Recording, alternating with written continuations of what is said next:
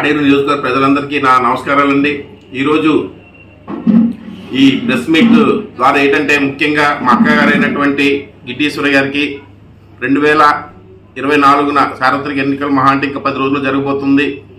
మా పార్టీ శ్రేణులు, ఈ 5 మండల పార్టీ శ్రేణులు, నాయకులు మరియు కార్యకర్తలు అందరూ కూడా మొత్తం ఈ 10 రోజులు శ్రమించి ఉదయం 6 గంటలు వేసి రాత్రి 11 గంటల వరకు ప్రతి గడప గడపకి వెళ్ళి ఏదైతే శ్రీ నారా చంద్రబాబు నాయుడు గారు మేనిఫెస్టో ఇచ్చారో ఆ మేనిఫెస్టో ప్రతి గిరిజన గ్రామానికి, గిరిజన గడపకు కూడా వెళ్ళి మా మేనిఫెస్టో మొత్తం మా శ్రేణులతో వివరించి అక్కగారికి అక్కకుండా మెజారిటీతో గెలిపించే దిశగా మేము తీసుకెళ్తాం.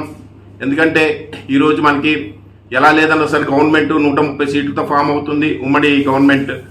కాబట్టి ఇక్కడ సైకిల్ గుర్తు ఒకటి, అలాగే కొత్తపల్లి గీత గారి పువ్వు గుర్తు ఒకటి ఓటేసి అఖండ మెజారిటీ గెలిపించాలి. పార్టీ శ్రేణులు ఎవరు కూడా ఈ 10 రోజులు కూడాను ఎటువంటి వేరే పనులు పెట్టుకోకుండా ఓన్లీ గెలిపే లక్ష్యంగా, గిడ్డీశ్వరి గారి గెలిపే లక్ష్యంగా మనం అందరం కలిసి పోరాడాలి. నాయకుల దగ్గర నుండి కార్యకర్త వరకు ప్రతి ఒక్కరు కూడా శ్రమించి దయచేసి ఈ 10 రోజులు మాత్రం చాలా కఠోరమైన దీక్ష వల్లే చేసి మనం గిడ్డీశ్వర గారిని అఖండ మెజార్టీతో గెలిపించాలని కోరుకుంటున్నాం. అలాగే ఏదైతే ఎంపీ అభ్యర్థి గీత గారిని కూడా అఖండ మెజార్టీతోని గెలిపించాలని కోరుకుంటున్నాం.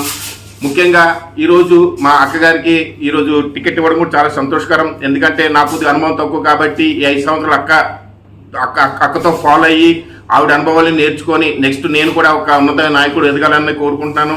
అందుకని మా శ్రేణులు కానీ, పార్టీ నాయకులు కానీ, కార్యకర్తలు కానీ సంపూర్ణ మద్దతు మనం అందరూ కూడా శ్రీ గిడ్డీశ్వర్ గారికి ఇచ్చి అఖండ మేరతో గెలిపించాలని కోరి తీసుకుంటాం.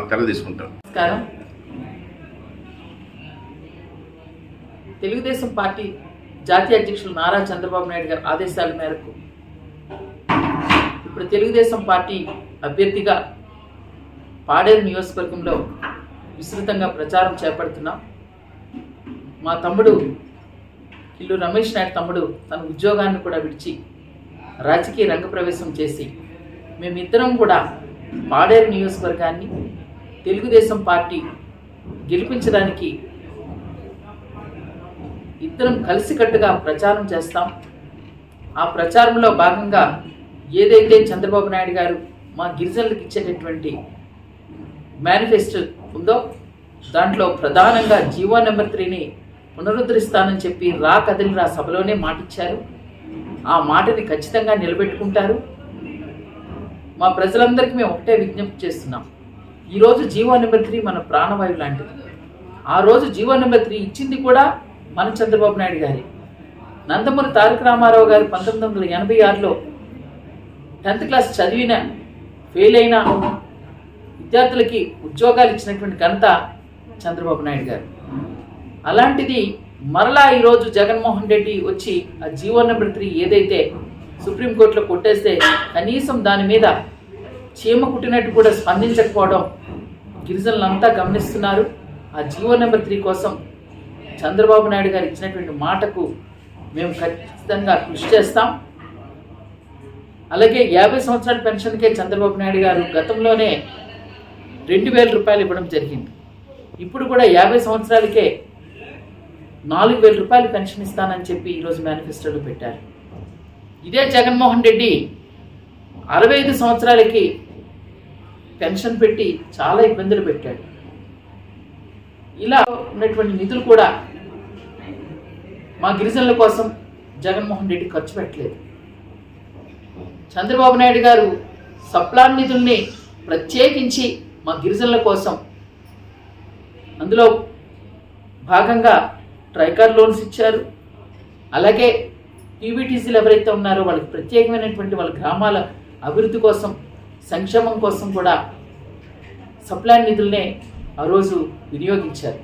ఇదే జగన్మోహన్ రెడ్డి సప్లాన్ నిధుల్ని పక్కదోవ పట్టించి అమ్మఒడని, రైతు భరోసా అని ఇలా తను చెప్పినటువంటి రాష్ట్ర వ్యాప్తంగా ఉన్నటువంటి సంక్షేమ పథకాలకి ఈ నిధుల్ని వాడుకున్నారు. ఈరోజు అలాంటిది కాదు. ఖచ్చితంగా సప్లాన్ నిధులు ఏదైతే ఉందో అది చట్టమై ఉంది కనుక గిరిజనుల సంక్షేమం కోసమే నేను అది ఖర్చు చేస్తామని చంద్రబాబు నాయుడు గారు నిన్న మేనిఫెస్టో అనే గ్రంథంలో పెట్టడం జరిగింది. అలాగే ఈ ప్రాంతం అభివృద్ధి, గతంలో కాఫీ తోటలు ఇవ్వడం కానీ టూరిజంని డెవలప్ చేసింది కూడా చంద్రబాబు నాయుడు గారే. రేపు రాబోయే కాలంలో కూడా టూరిజంని గిరిజనులకు ఆర్థికపరమైనటువంటి భరోసాని ఇవ్వడానికి చంద్రబాబు నాయుడు గారు మేనిఫెస్టోలో పెట్టడం జరిగింది. వీటన్నిటినీ ఇప్పటికే ప్రజలందరి దగ్గరికి సూపర్ 6 కార్యక్రమాలు ఏదైతే ఉందో వాటన్నిటిని తీసుకెళ్ళాం. అదనంగా ఈరోజు మేనిఫెస్టోని కూడా నేను, మా తమ్ముడు ఇల్లు రమేష్ నాయుడు గారు ఇద్దరం కూడా ప్రజల్లో తీసుకెళ్ళి రేపు ఖచ్చితంగా పాడేరు నియోజకవర్గంలో తెలుగుదేశం పార్టీ గెలుస్తుంది. గెలవడానికి మేమిద్దరం రథసారథులుగా పనిచేస్తామని చెప్పి తెలియజేస్తున్నాను. ధన్యవాదాలు.